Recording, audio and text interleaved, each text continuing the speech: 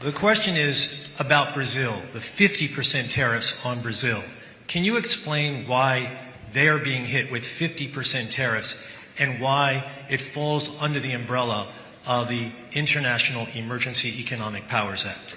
Certainly. Happy to do that. Now, to be really specific about Brazil, there's actually two regimes at place right here. There's the reciprocal tariff rate of 10% on Brazil, which everyone in the world has, which we're trying to do to control the global trade deficit, which is a huge problem for us.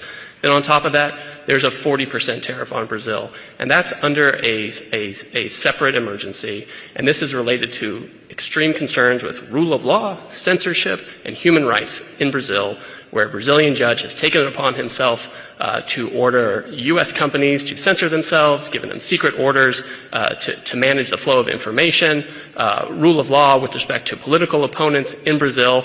And so when the... And the unlawful detention of U.S. citizens who were in Brazil. Correct. Now, the Treasury Department has often used AIPA, which is the shorthand for the law you're talking about, to impose sanctions, which will cut off countries or companies or persons entirely from the U.S. financial system and cut off trade entirely. If the president can cut off trade entirely, he can certainly impose a tariff, which is a lesser measure than a full sanction.